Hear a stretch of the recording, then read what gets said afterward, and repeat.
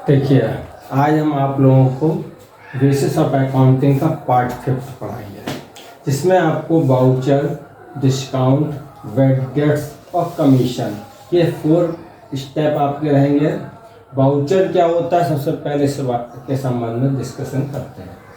देखिए, आप लोगों को पिछले वीडियो में हमने जो कुछ भी बताया था, उसमें यदि आपको कहीं कोई डाउट्स होता है, क्लियर नहीं होता है, तो आप कमेंट्स बॉक्स में भेज सकते हैं, जिसकी हम आपको आगे एक सेपरेट वीडियो बना के उसको एक्सप्लेन कर रहे हैं।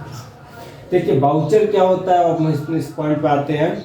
वाउचर, देखिए हम क्या करते हैं, जब बिजनेस करते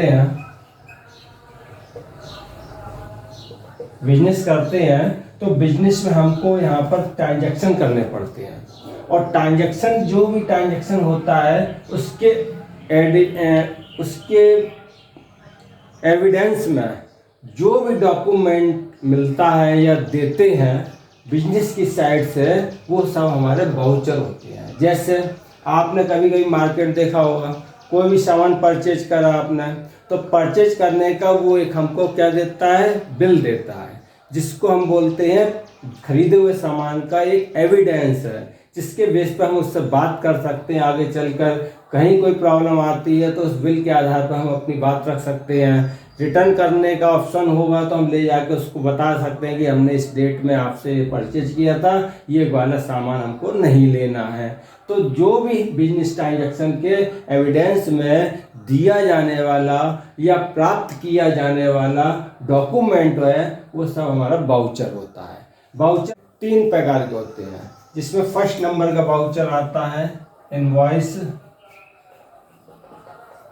सेकंड नंबर वाउचर आता है कैश मेमो, थर्ड नंबर पे आता है आपका रिसीप्ट। इस प्रकार के 3 वाउचर रहते हैं। ये तीनों वाउचर अलग अलग तरीके से यूज होते हैं। जब भी बिजनेस में ट्रांजैक्शन किया जा रहा होगा, क्रेडिट भी ट्रांजैक्शन होता है और डेबिट, क्रेडिट भी होता है, कैश में भी होता है। तो क्रेडिट में जब ट्रांजैक्शन हमारा होता है, उसके लिए हमें अलग वाउचर यूज करना होता है, और जब कैश में ट्रांजैक्शन किया जाता है तो हमारा अलग वाउचर यूज करते हैं। क्रेडिट परचेज किया गया है या क्रेडिट सेल किया गया है, तो उस पोजीशन में हमको इनवॉइस यूज करना होता है। यानी कि इनवॉइस जो होता है, ये क्रेडिट ट्रांजैक्शन के लिए दिया जाने वाला एक वाउचर होता है। कैश ट्रांजैक्शन जितना भी है, क्रेडिट कैश परचेज किया गया है, कैश सेल किया गया है, उसके लिए हमको कैश मेमो यूज करना रहता है। तो ये वाउचर जो होता है वो कैश मेमो हमारा कैश ट्रांजैक्शन के लिए रहता है। जब हमें किसी को पेमेंट देना है या किसी से पेमेंट रिसिप्ट किया गया है, तो उसके एविडेंस में हमको रिसिप्ट वाउचर जनरेट करना होता है। तो इस प्रकार ये तीनों इनवॉइस, कैश मेमो और रिसिप्ट तीनों वाउचर होते हैं, जो अलग अलग टर्म्स पर अलग अलग तरीके से यूज किए जाते हैं। डिस्काउंट डे क्या होता है, बिजनेस में हम अपने बिजनेस को अट्रैक्टिव करने के लिए या अपने बिजनेस को इम्प्रूव करने के लिए हम तरह तरह की पॉलिसी मार्केट में लाते हैं।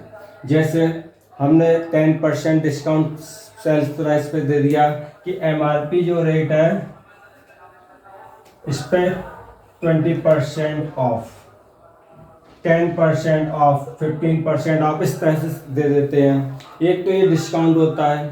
दूसरा डिस्काउंट क्या रहता है, कोई प्रोडक्ट है, उसी प्रोडक्ट का सेम एक यूनिट डिसाइड कर देते हैं कि 2 पीस खरीदने पर आपको 1 पीस फ्री रहेगा। यानी कि लिखा रहता है 2 buy 1 get फ्री, ऐसे करके दे देते हैं डिस्काउंट का। ये भी एक तरीका रहता है। तीसरा तरीका ये भी रहता है कि हमने क्या किया, कोई प्रोडक्ट है, उस प्रोडक्ट को खरीदने के लिए या बेचने के लिए हम क्या करते हैं, एक दूसरे तरीके का फॉर्मूला यूज करते हैं, जिसमें सामने वाले पर्सन को डिस्काउंट मिल जाता है। जैसे कह दिया जाता है, आजकल देखा होगा मार्केट में कोई पॉइंट्स इशू कर देते हैं कि आपने इतने रुपए का परचेज किया है तो इतना पॉइंट्स रहेगा। वो पॉइंट्स आपके जब नेक्स्ट आप परचेजिंग करने आएंगे तो वो पॉइंट्स की अमाउंट आपके बिल में से डिडक्ट हो जाएगी। तो ये भी एक तरीका हो गया है डिस्काउंट का। तो ये डिस्काउंट रहता है। कुल मिलाकर डिस्काउंट वह पॉइंट है जिससे खरीदने या बेचने वाले सामान की बिक्री को हम क्या करते हैं, इंक्रीज करते हैं। यानी कि बेचने वाले सामान को, सेलिंग को बढ़ाने के लिए हम अपने कस्टमर को अट्रैक्टिव करने के लिए यूज करते हैं। यह डिस्काउंट दो प्रकार का होता है, एक ट्रेड डिस्काउंट होता है, दूसरा कैश डिस्काउंट होता है। ट्रेड डिस्काउंट वह डिस्काउंट होता है जो इनवॉइस वैल्यू पर, चाहे वह ट्रांजैक्शन कैश का रहा हो या क्रेडिट का रहा हो, इनवॉइस वैल्यू पर उसको एक निश्चित अमाउंट से, परसेंटेज के अमाउंट से डिडक्ट करना ही करना है। ट्रेड डिस्काउंट क्या होता है, जैसे हमने मान ली सपोज एक ट्रांजैक्शन किया,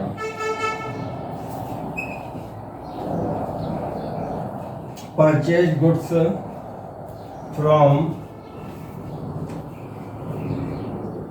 Ram rupees 25,000 at the rate 3% trade discount, इस तरह से लिख दिया गया। अब क्या हुआ यहाँ पर, परचेज गुड्स फ्रॉम राम से हमने गुड परचेज किया, 25,000 रुपीज का गुड्स राम से परचेज किया गया है और उस पर 3% ट्रेड डिस्काउंट एप्लीकेबल है। तो ये 3% डिस्काउंट हम यहाँ पर इस अमाउंट में से लेस करेंगे। यानी हमारा जो परचेजिंग अमाउंट होगा 25,000 रुपीज पर 3% हम यहाँ पर माइनस कर देंगे। तो 25,000 का 3% कैलकुलेट किया जाएगा तो इस प्रकार आपका कितना हो जाएगा, 750 रुपीज। ये 750 रुपीज आपका डिस्काउंट का अमाउंट है। यह पेड किए जाने वाली अमाउंट से लेस करेंगे, तब बचा हुआ पैसा ही उसको देना होगा। तो 24,250 रुपीज का ही आपको पेमेंट करना है। तो ये अमाउंट केवल आपको पेड करनी है। तो ये डिस्काउंट की जो अमाउंट होती है ये आपकी इनवॉइस प्राइस वैल्यू में से माइनस करके शो की जाती है।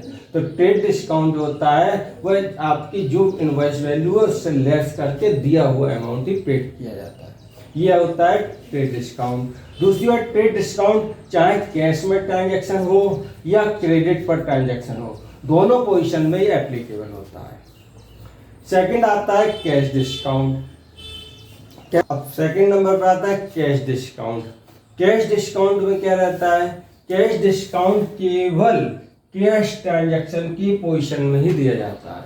जब बिजनेस में ट्रांजैक्शन कैश में हो रहा है, कैश में परचेज किया गया है या कैश में सेल्स किया गया है, तभी उस पोजीशन पर हमको ये कैश डिस्काउंट एप्लीकेबल करना होता है। जैसे यहाँ पर हमने लिखा सोल्ड गुड्स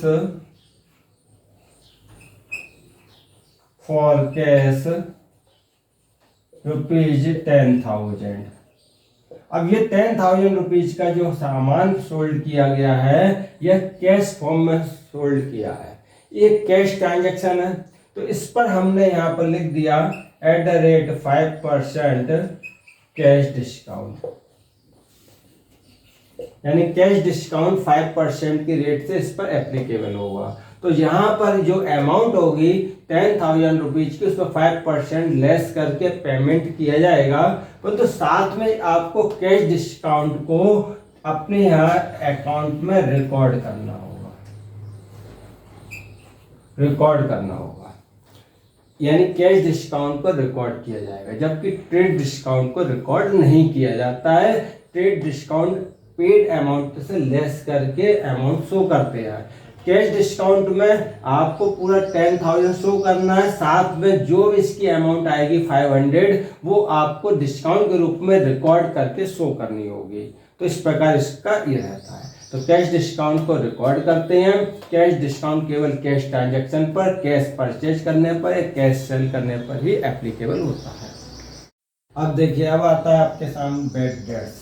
बैड डेट्स क्या होता है, सबसे पहले तो इसे समझ लीजिए। बैड डेट्स जब हम बिजनेस में कोई भी ट्रांजैक्शन क्रेडिट पे करते हैं, क्रेडिट पे सामान सोल्ड कर दिया हमने किसी को, जैसे हमने यहाँ पे लिखा sold goods to Hari Mohan rupees 25,000।